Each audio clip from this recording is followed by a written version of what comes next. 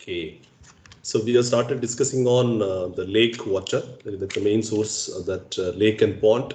And I think I've stopped with this slide actually, quantity of water in lakes. Okay, the quantity of water available from lakes is very small, and that depends on catchment area, annual rainfall, and geological formation. And due to the smaller quantity of water available, and lakes are not considered for principal water sources. Please make a note on this. Okay, this we cannot depend on as a single source. Okay, so this will be useful only for a smaller town and hilly areas. And if it is no other sources are available, then larger lakes may become the principal source of water supply. Okay, and the second one, the stream. In most of the cases in the Indian cities, we may depend on a stream or river as water sources. Okay, so water flowing in streams consists of direct precipitation that you would have come across. There is a runoff, and the second one is overflow from lake and swamps that also added excess quantity of water to the river or stream. And the third one is water seeping through the ground from a higher elevation to the valley. So these three sources may contribute a lot of water to the running water bodies like stream and also river. So please make a note on number one, direct precipitation. Second one is this overflow from lake and swamps. Third one is water seeping through the ground from the higher elevated area to the valleys. And the proportion of flow from the several sources varies depending upon number one, geology of the particular locality and the drainage area. Okay, the development of the drainage area, and based on that, and water will be collected from the catchment area. It's directly pass on or flow through a stream and rivers. Okay? And if you see the quality of water is mainly because of precipitation. That is, precipitation is one source, and the second one is melting of snow and off floods, and mainly is surface runoff. Please make a note on. Number one is direct precipitation, rain. Number two is melting of snow and off floods. And third one is the stream flow consisting that largely from surface runoff. After the rainfall, and water will be collected and flow through the river or stream. Okay, so now mainly because of surface runoff, and because of this, and water through or water in streams and also rivers may be muddy. Okay, muddy and relatively soft water, and large content of silt and clay material, and higher bacterial content. So please make a note on this. Higher on these river and stream, the water quality is of highly turbid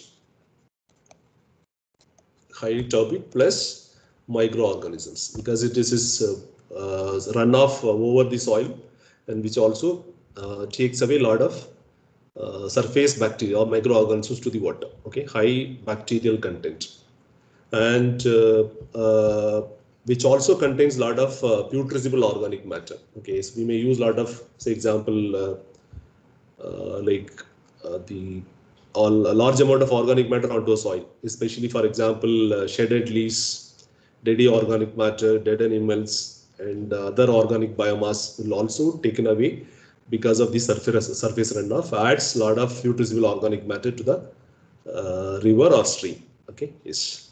And between maximum and also minimum flows also contributes substantial variations in the water quality. So those who are familiar nearby perennial rivers also come across this situation. If it is heavy rainfall, water you cannot use directly, which contains a lot of turbidity, okay, or suspended sediments.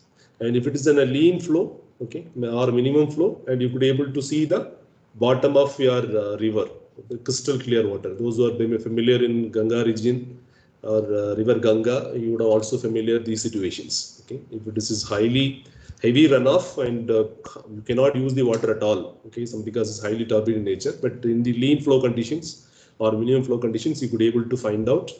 You could able to see the bottom of the river, crystal clear water also. That's what it is being mentioned. Substantial variations in the quality depending upon the flow in the river or stream. Okay, so the quantity and type of surface wash into the streams depending upon number one, the surface minerals or materials, characteristics of the surface materials, and the second one is the steepness of the valley slopes. Okay, if it is heavy slope or steep, and which carries a lot of sediments to the water courses, and the area and also type of forestation and also a swamp.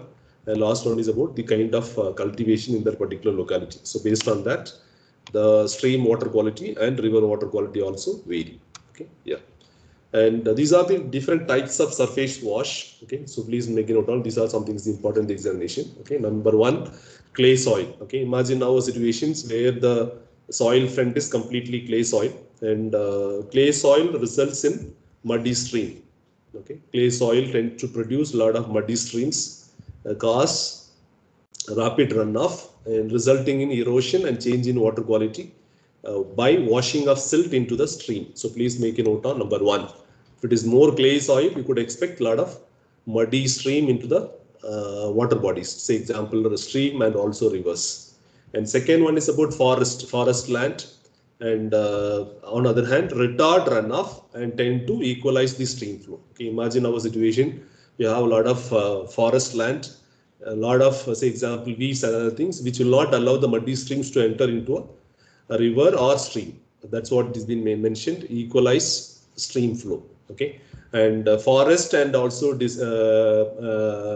deciduous forest and contains a lot of high colored water, even sometimes green color because of these forest sediments, and runoff from a cultivated land, and which likely to carry a lot of silt and also particles of fertilizer, and sometimes which also carry organic debris. So please make a note on clay, highly muddy stream, and if it is forest, which will also carry a lot of the forest sediments, color of the water turned to be green in color, runoff from a cultivable land which carry a lot of silt and particles of fertilizer, and from organic debris. And soluble minerals, because if the water contains a lot of, say example, soluble minerals, and which also carry along with the water, and which sometimes increases your alkalinity and hardness of the water, hardness of the stream. So please make a note on if it is some soluble minerals in the soil, and which adds alkalinity and hardness to the water, okay, to the surface water. And further, if it is infiltrates into the groundwater also have a lot of alkalinity and also hardness. So please make a note on.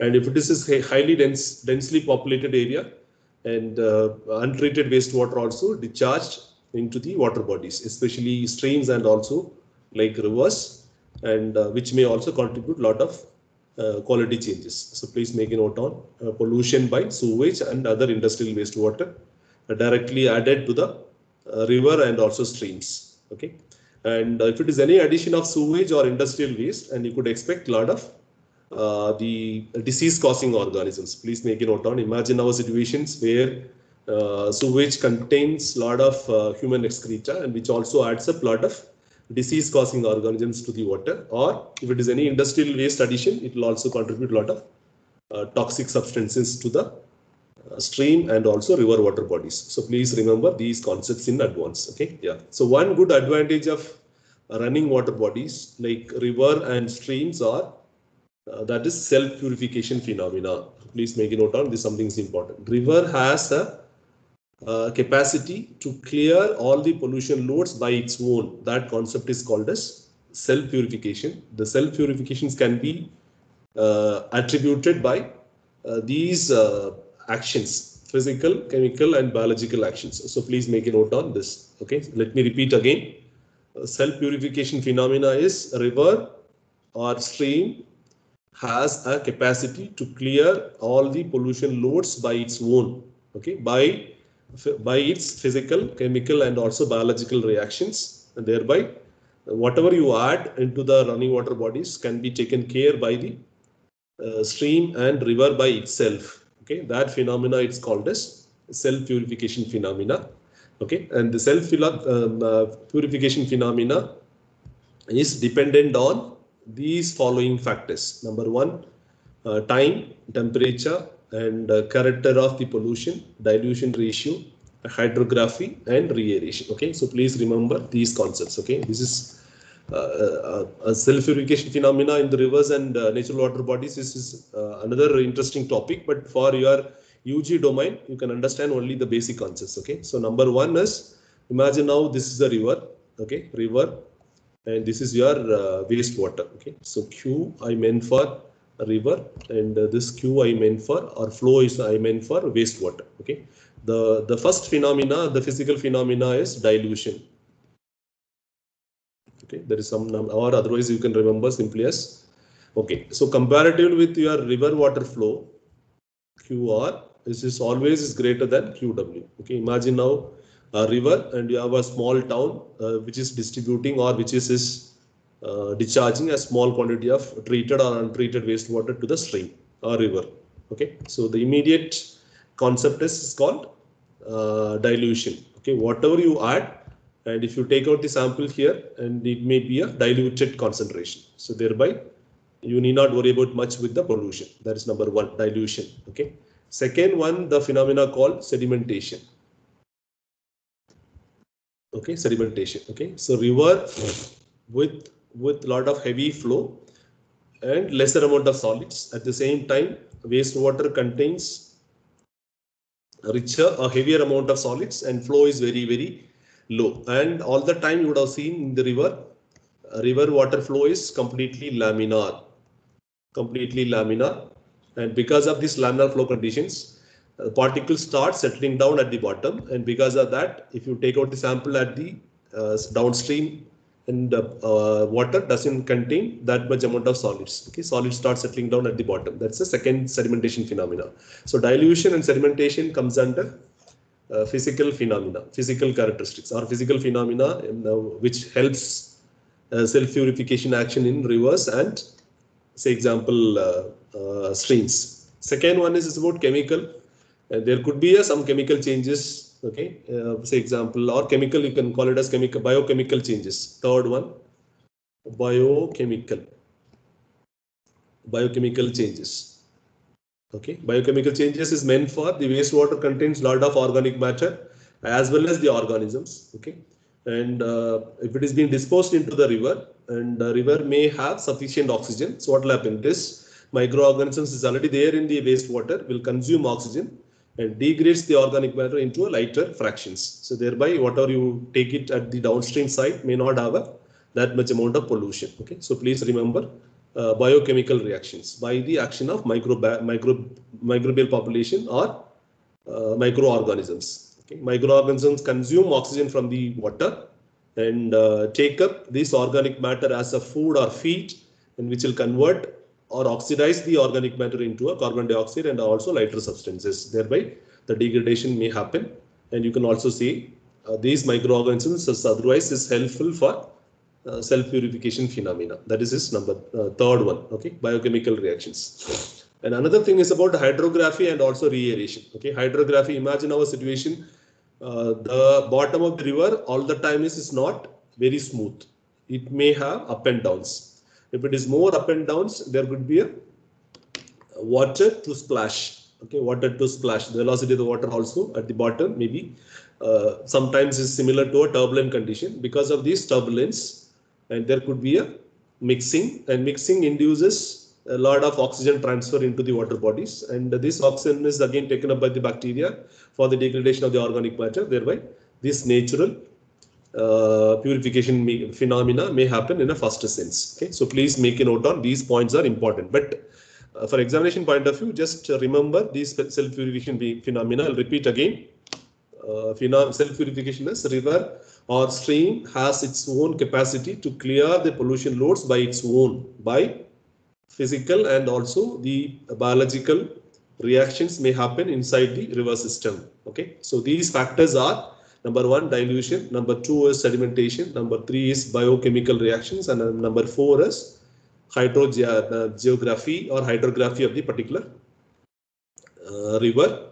And sometimes this temperature also plays a major role. Okay, so normally temperature and also the microorganism role is directly proportional. If the temperature is more, the microbial activity will be more. If it is more microbial activity, and it will also attack on the pollution loads, these microorganisms helps to reduce the organic pollutants, or simply it will oxidize into lighter products. Thereby, you can claim that self-purification phenomena may happen in the river and stream water bodies. Is it okay? Yes, sir.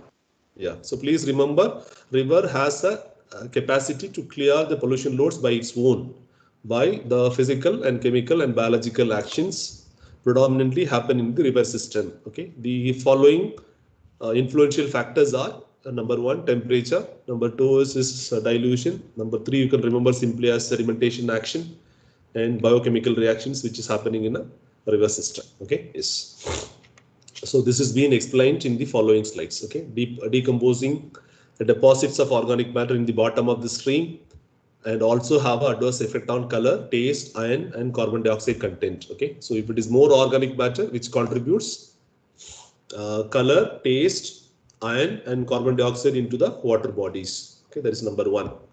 Number two, climatic, geographic and hydrographic conditions are among the factors which affect physical, chemical and biological characteristics of stream water. So please make a note of these 3 points. Climatic conditions, more rainfall, it will carry a lot of more sediments to the water and obviously it turns to turbid color. Geographic conditions and hydrographic conditions like say example the type of soil, okay, composition of the soil, characteristics of the soil in the particular domain, okay, or catchment characteristics which also sometimes is contributes the characteristics of stream water. Okay, yes. And if it is the stream along the calcareous region, please make a note of calcareous rock or calcareous regions, and the water normally turns to hard water, and siliceous water region which is sometimes is very soft. You would have also noticed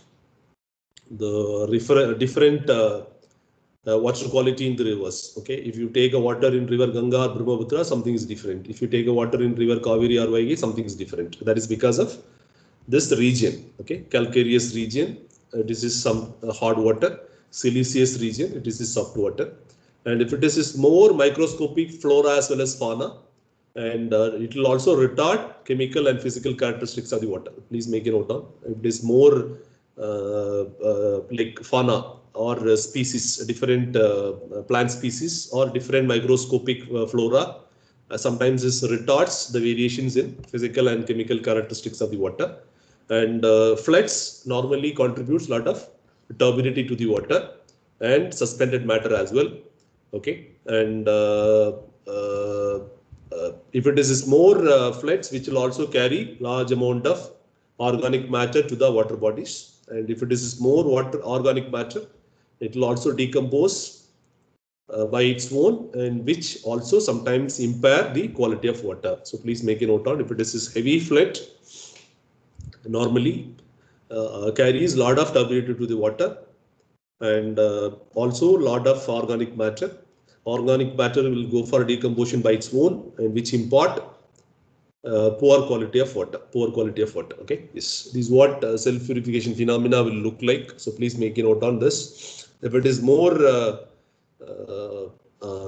flora, that we can call it as a riparian zone, and riparian zone sometimes is advantageous for retention of larger solids, also holds water, and it will also act as a filter which will not allow, say example, larger sediments to pass on. Okay, this is number one. Riparian zone helps you to improve the water quality. And if it is a pond, that's what I told you. Pond, if you store the water for a longer period of time, and the solids start settling down because of the sedimentation action and water retention and water stilling, and light and also temperature also helps you to polish the water. Okay, and if it is more turbulence in the water, which also helps you to aerate the water. If it is more aeration, then your degradation will be faster and water will be completely free from organic matter. All your organic matter is getting oxidized, thereby water is free from organic matter. Okay, yes.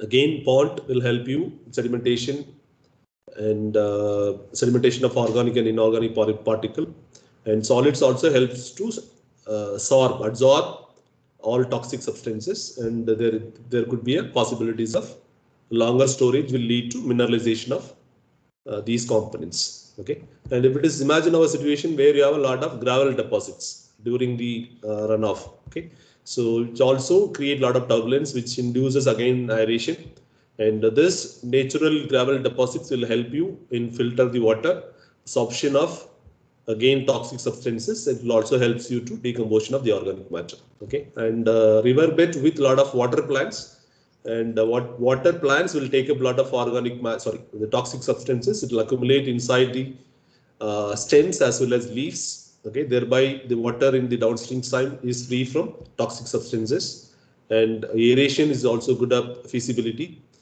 Okay, and sedimentation also may happen, and some habitats may like take up lot of toxic substances and accumulate inside the stem and the leaf or different parts of the plants, So thereby you can expect a lot of self-purification phenomena may happen automatically. Is it fine? Okay, this will happen only in running water bodies, especially on stream and rivers. Is it okay? Yes, sir. Yeah. Okay. So third one is dams. You can simply call it as in terminology called impounded reservoirs. Okay. Impounded reservoirs is artificial lakes. Impounded reservoirs are artificial lakes created by a construction of a dam across a valley to contain water. So please make a note on. Okay, so we have a valley there you have a lot of water flow. You just what you do, you just raise a dam where you can store water, where we can store water. Okay, yes. So impounded reservoirs formed by dams across the valleys cut by streams are subjected to much the same condition as natural ponds and also lakes. Okay, yes. The reservoir essentially consists of three parts. One is about the dam to hold water, a spillway to drain out the excess stream flow, and you can have a regulatory mechanism, gate chamber containing the necessary walls to regulate the water flow from the reservoir. So please make a note on. You can create a, so you have a river flow or a valley. Okay, valley in the sense is you have a lot of undulations or elevations difference. So what do? You just create a dam here and store the water in the upstream side. Okay, so now number one is dam to hold the water. Okay, so hold the water somewhere here, and the spillway that you would have come across, or you would have seen in dams to flow the excess water. Okay, so dam may have a particular height. If it is more than the dam height, you can allow the water to flow through a spillway. Okay, number two, spillway. And you can have a regulatory mechanisms to, depending upon your requirement, you can allow the water to flow in a downstream side. Okay, these are impounded reservoirs. Please make a note on that are artificial lakes. Artificial lakes. Okay, so this you would have seen. These are man-made bodies. Okay, reservoirs. Please make a note on impounded reservoirs.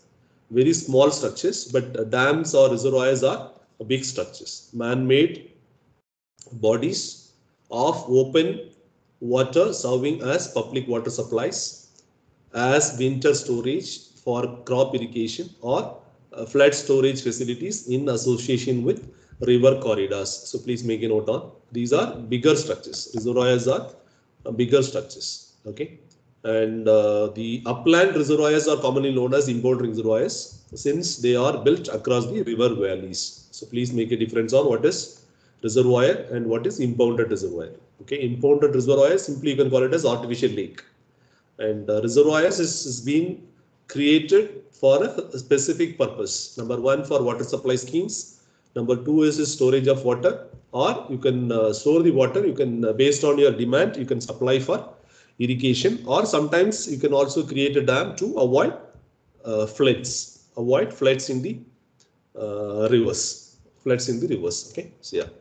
And if you see the water quality in the reservoirs, water qualities in the reservoirs, normally the quality of water in the top surface is not that much good, but if you take a water in the middle of the portion, is considerably good in water quality. Okay, so please make a note on that reservoir, and if you take a water quality at the top, and water quality is not that much good because it contains a lot of algae, and if you take a water at the bottom, and which contains a lot of carbon dioxide, rich in carbon dioxide, iron, and manganese, and hydrogen sulfide, H2S. So please make a note on these three. Okay, iron, manganese, carbon dioxide, and hydrogen sulfide. And if you take a water in the middle, that may be with your comfortable water quality level. Okay, normally the good quality of water will be found at mid depth. Top is with lot of algae, and bottom is with lot of gases like carbon dioxide, hydrogen sulfide, and dissolved minerals like iron and manganese. Iron and manganese. Okay, iron and manganese. Okay, so these covers all together with pond, lake, streams, river, important reservoirs. Anyway, ocean we are not going to discuss because oceans is not being taken for a bigger water supply schemes. Okay, if no other alternatives are available, you can depend on ocean water for complete water supply schemes. Otherwise, you need not. Okay, some of the Arabian countries you would have seen, they may depend on sea and oceans for complete water supply. But in Indian system, we may not depend on wholly with ocean system, ocean or sea. Okay, so the best example, Chennai, they have started two different major projects to tap water from a sea, desalinate it, and supply for additional source for drinking water supply schemes, not as a whole source. But in some Arabian countries, you would have seen, they may depend only on sea water for complete water supply. Okay. So examination point of view, these points are important. Okay, you are in a position to like compare quantity and also quality.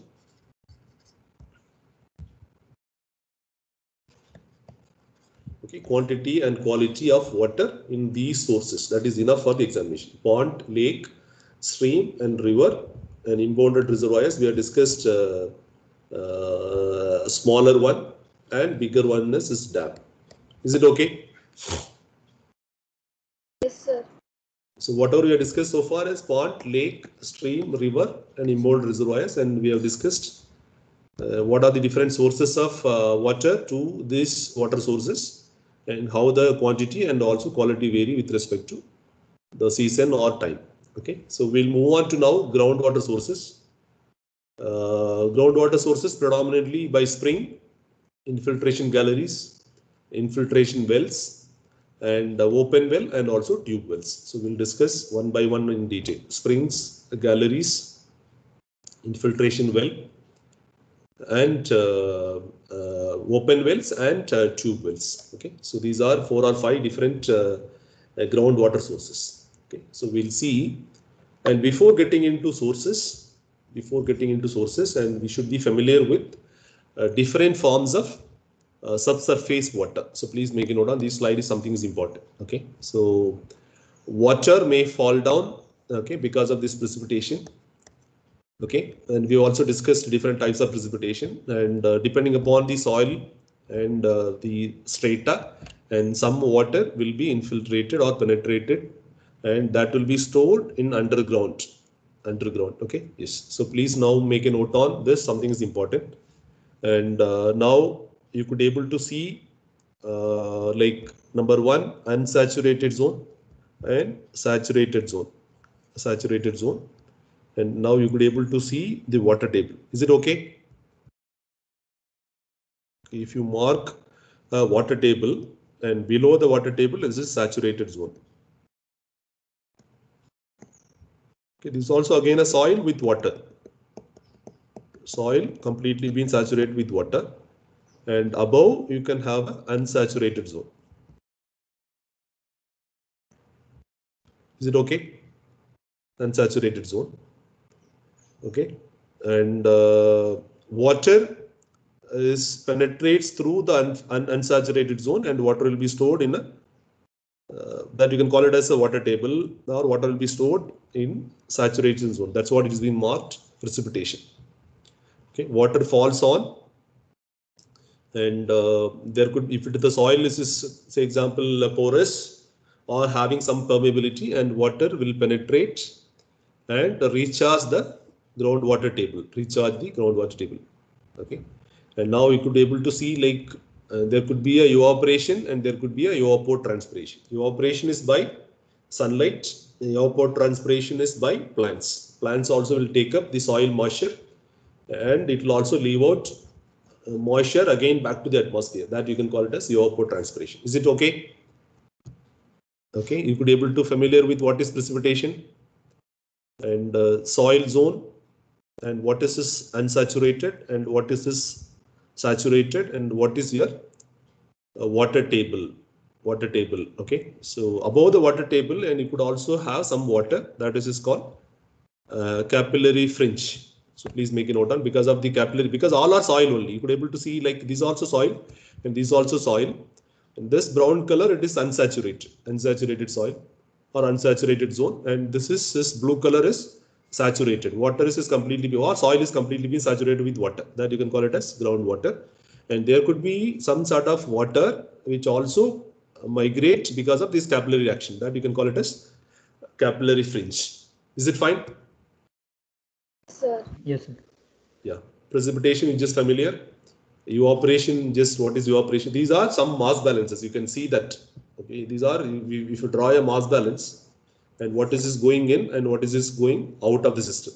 So going in is precipitation, and going out is evaporation and evapotranspiration. Evaporation is by simple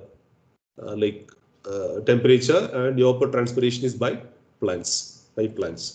And you can mark a water table, and below the water table is saturated zone, and above the water table is unsaturated zone. And now this is your water table, and you could able to see like this water level also. So that you can call it as simply capillary fringe. So these terms are important. Okay. So being familiar now, we'll move on to what is groundwater. Okay. So part of the rain which falls upon the surface of the earth percolates into the ground and becomes groundwater. So please make a note of the definition for groundwater. Okay. Part of the rain which falls upon the surface of the earth percolates or infiltrates into the ground and becomes groundwater. Okay. And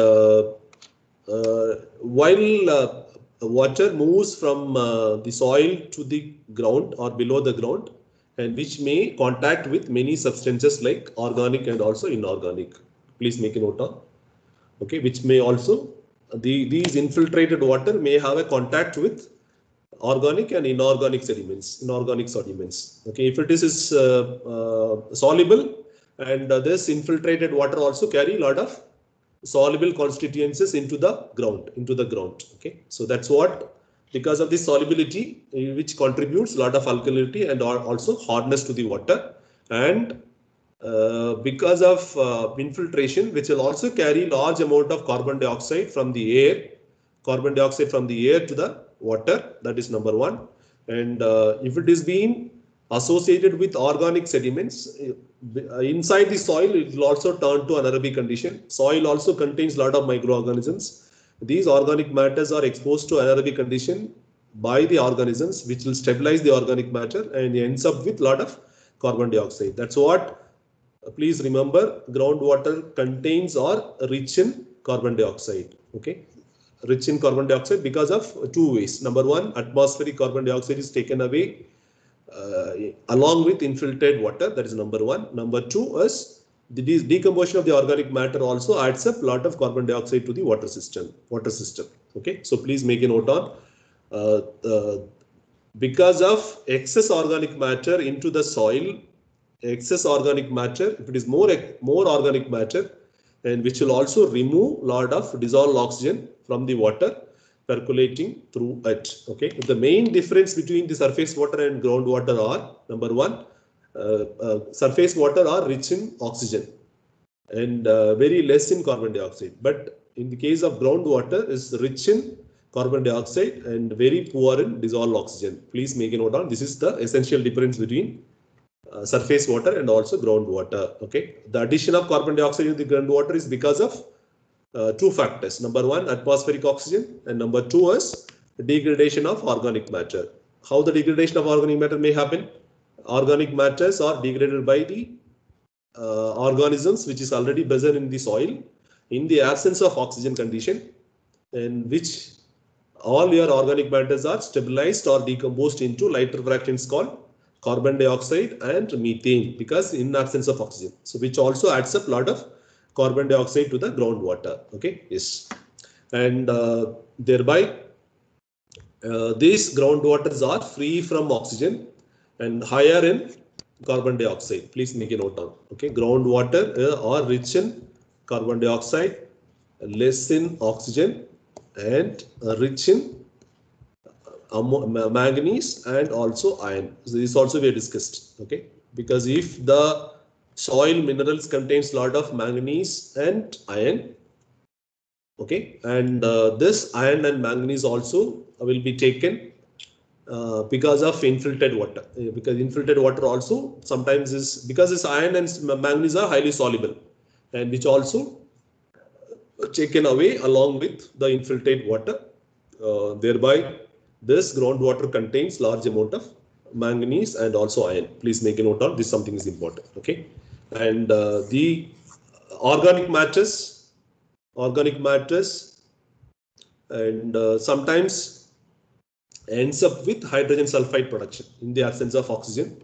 There could be a hydrogen sulfide production also, and decomposition of organic matter, okay, or reduction of sulfates in the water contributes a lot of hydrogen sulfide. So this you can refer the previous water quality characteristics notes. You can get some amount of good idea how the hydrogen sulfide and iron and manganese also added in the groundwater system. Okay, and the bacteria.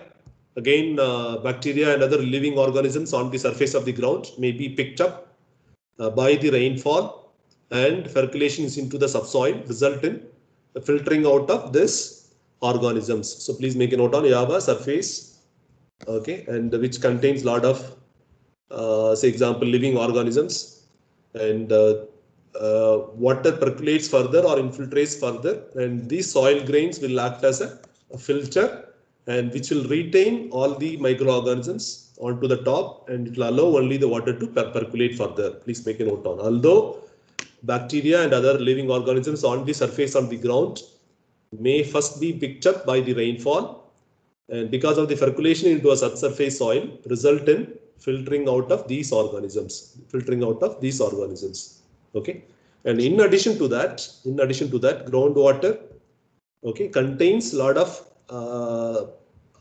pollution, lot of say example these substances because of leaching pits, leaking sewers, and also privy pits. You would have seen in your households also, and you may have a septic tank, and nearby you have a well, okay, to pump out the water. Imagine now if the soil is too porous, and there could be a leaching out of these organic sediments also mixed with your groundwater, and you may pump out, and that you may use it for your day-to-day activities. Okay, please make a note on if it is anything on privy pits or cesspools or leaking sewers is nearby, like your say example groundwater sources, there could be a contamination. Okay, and if you see the water quality of say example groundwater is crystal clear, and the temperature is very low, cold and colorless, and which is harder than the surface water. Please make a note on these points are important. Very clear or less turbidity, the temperature is very low and colorless, and hard water, harder than the surface water. Please make a note on harder than the surface water. Okay, and if it is a limestone and relatively hard, if it is this granite stone and relatively soft, and if it is compared to surface water, groundwater is better for microorganisms.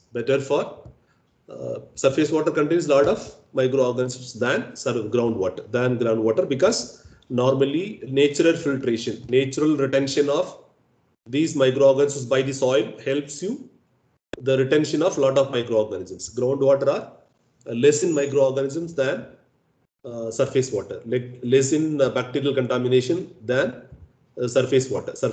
Okay, yes. And the groundwater temperature remains fairly uniform throughout the year. So these are some of the points you have to remember. If you compare groundwater and surface water, and what are the different characteristics, so that you have to remember. Okay, yes. So I'll stop here, and I think now it is 1:30, and you may be ready for next class also, or break for lunch. Okay, so next class we will see some of the derivations or some of the essential geological factors, okay, in the case of groundwater, and we will also see or move on groundwater in detail. Is it okay? Okay, sir. Yeah. Yes, sir. Yeah. So at least have a glance. These are very, very fundamentals, okay, which may be helpful for not only the normal engineering point of view, but you may also understand logically a better in soil mechanics as well, okay, because it's saturated. If you look into saturated and also unsaturated, we cannot deal directly one with the normal engineering point of view and another with soil mechanics point of view. So you may get a lot of ideas on the groundwater. So please create interest and what really happens under the soil, and you just be familiar. What are the different factors influencing? What are the different, how to calculate the parameters? And that you may get some good idea on soil mechanics as well as the normal engineering. At least you better understand with water sources. Okay, so that is enough for even at least for basic fundamentals in groundwater. Okay, yeah. Thank you so much.